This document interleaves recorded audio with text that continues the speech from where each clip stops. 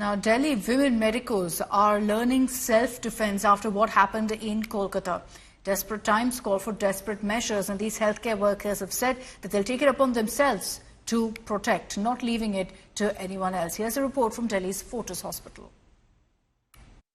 छोड़ो मेहंदी खड्ग उठा लो, खुद ही अपना चीर बचा लो, सुनो द्रौपदी शस्त्र उठा लो, अब गोविंद न आएंगे।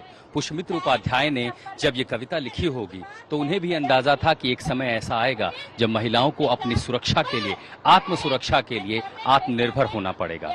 आरजी अस्पताल कोलकाता में जो घटना हुई है उसके बाद भले ही तमाम सिक्योरिटी एजेंसियां, पुलिस, प्रशासन ये दावे कर रहे हों कि वो महिलाओं को, खासकर डॉक्टरों को अस्पतालों में, देश के अलग अलग इलाकों में, अलग अलग उन जगहों पर जहां खतरा हो सकता है उन्हें सुरक्षा मुहैया कराएं, लेकिन खतरा कब आएगा ये कोई नहीं जानता। और इसीलिए अब समय है उन महिलाओं को खुद को हर खतरे से निपटने के लिए तैयार करने का। आरजी कोलकाता में घटी घटना के बाद एक पहली बार ऐसी मुहिम राजधानी दिल्ली में दिखाई दे रही है, जहां बड़े बड़े अस्पतालों में जो महिला स्टाफ है, खासकर चाहे वो डॉक्टर हो, चाहे वो नर्स हो या दूसरे विभागों में काम करने वाली, जिसमें सफाई कर्मचारी से लेकर के महिला सिक्योरिटी गार्ड, हर किसी को सिखाया जा रहा है। ये जो आप देख रहे हैं दरअसल ये पंच मारने की टेक्निक है।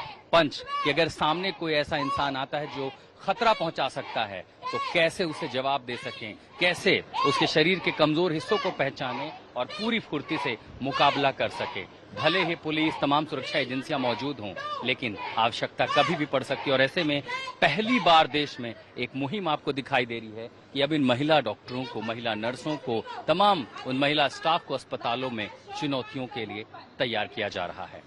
Some incidents which you call untoward incidents could happen anywhere, anytime, with any person that you probably know or do not know. Does this also gives a sense of apprehension and concern in the minds of the women particularly? Yes, of course it does, and that is why our organization, the higher management, has gone ahead and we collaborated with Delhi Police to specially bring up these kind of sessions of self-defense, right?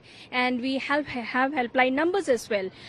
Apart from this, not only this, we have also gone ahead with many other corrective actions, I would rather say, or you can say proactive actions, which have enabled, to double check on the security of our people. आपके मन में पहले आया सा कि self defence सीखने की जरूरत है? पहले इतना नहीं आया था, ये तो था कि हाँ हमें सीखना चाहिए, कुछ अपने आप को पॉजिटिव रखना चाहिए, उसी हिसाब से हम करते थे। लेकिन ऐसा वाला नहीं था कि मतलब हाँ हमें जरूरत पड़ेगी। इवन क्योंकि हमारा हॉस्पिटल सबसे सेफेस्ट प्लेस है, हम यहाँ पे आते हैं, ये हमारा दूसरी फैमिली की तरह है, हमें लगता ही नहीं है कि हम कहीं और डे नाइट ड्यूटी भी करती हूँ मैं। अनजान डर शायद मन में बना रहता, खासकर कोलकाता में जो हुआ। हाँ, उसके बाद डर नहीं है क्योंकि यहाँ पे हमें डर नहीं है, लेकिन हाँ वुमेन्स के लिए जो यहाँ पे नहीं है, जो बाहर है, उनके लिए, और उनके लिए भी बुरा लगता है कि हाँ जिनके साथ ये हुआ है। मन में वो विश्वास आ रहा है कि उन महिलाओं को सेल्फ डिफेंस सीखना चाहिए, क्योंकि पहली बार ऐसा होगा कि अस्पतालों में नर्सिंग स्टाफ, इनको सीखने की जरूरत पड़ती सेल्फ। हाँ बिल्कुल सीखना चाहिए, बिल्कुल सीखना चाहिए, क्योंकि यहाँ पे हम सेफ हैं, लेकिन जब हम डे नाइट हम बाहर जाते हैं, कहीं पे भी जाएं, किसी भी जगह पे, वहाँ पे हमें बहुत हेल्प करेगा।